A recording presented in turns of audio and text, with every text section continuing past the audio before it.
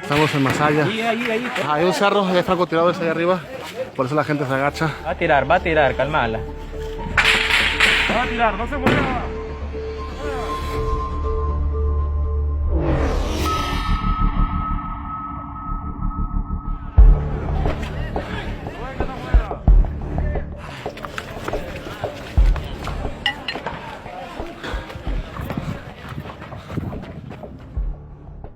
Soy Hans Musielic, hace poco fui a Nicaragua. Llegué a Nicaragua el día del paro nacional para reportear sobre el levantamiento, las protestas de los estudiantes en contra del gobierno orteguista. Varios estudiantes habían protestado en contra de la ley para, entre otras cosas, exigir elecciones anticipadas, la derogación de la ley. Fueron reprimidas de una forma muy brutal, muy sangrienta.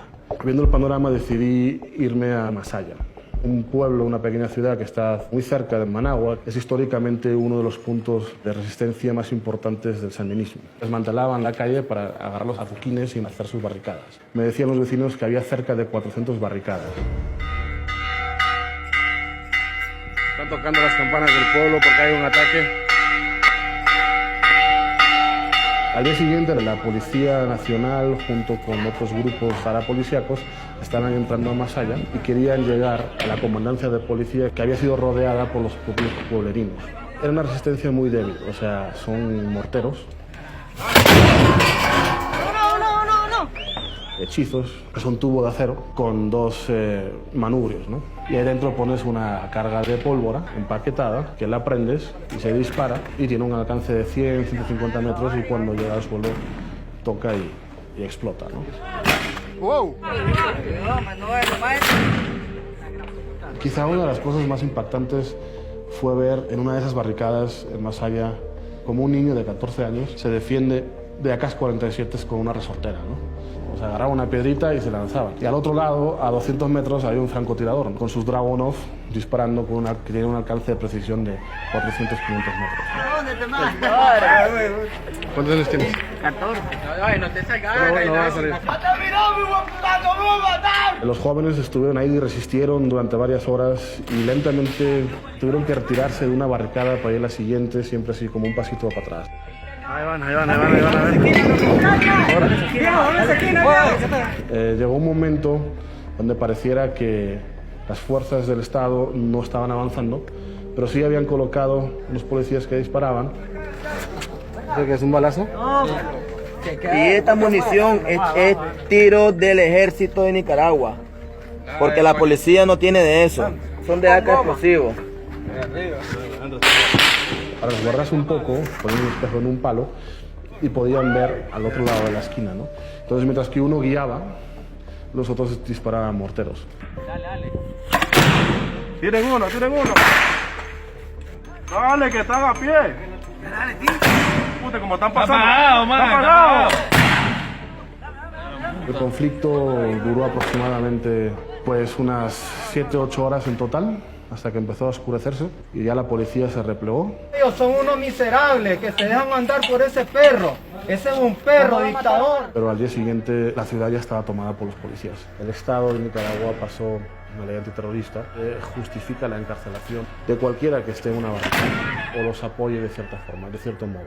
Y esa gente está siendo básicamente detenida sin ningún tipo de orden de aprehensión de una forma muy arbitraria, ¿no?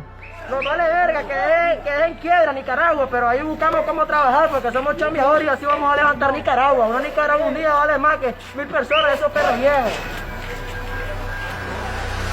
Varias ciudades se levantaron a protestar, pero todo este tipo de manifestaciones fueron reprimidas de una forma muy brutal, muy sangrienta.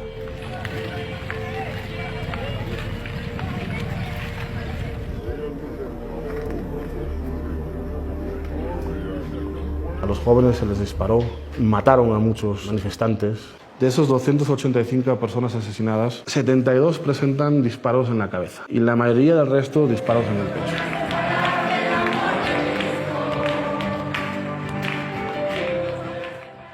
Como consecuencia de todos estos asesinatos, básicamente a diario hay funerales. En el barrio Carlos Marx habían incendiado un edificio. Esa madrugada, fuerzas parapolicíacas habían intentado tomar un edificio para colocar un francotirador en el techo. Según la versión de los sobrevivientes, La familia se negó. El grupo de paramilitares se enojó con ellos, los encerró en su casa y prendió fuego. Y como en el piso de abajo tenían una fábrica de colchones, pues se quemó todo el edificio. Eran 4 adultos y 2 niños, uno de muy pocos meses.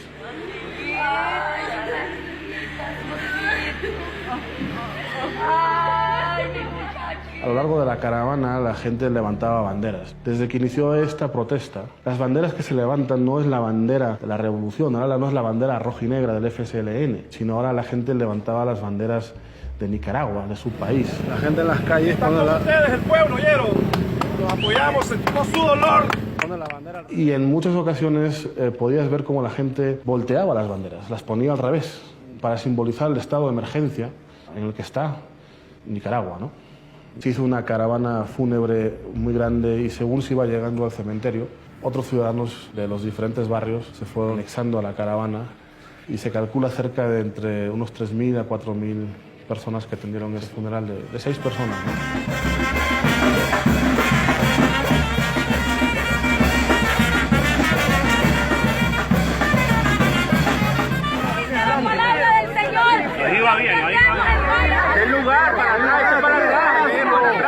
Los combates de Masaya al día siguiente se enterraron a 4 de los combatientes. Estaban acabando de enterrar a uno de los fallecidos, estaban llegando los ataúdes de los otros 3 y los enterradores no tuvieron tiempo suficiente de cavar las fosas. Entonces tuvieron que esperar con los muertos en los ataúdes al lado de las fosas mientras que estaban cavando.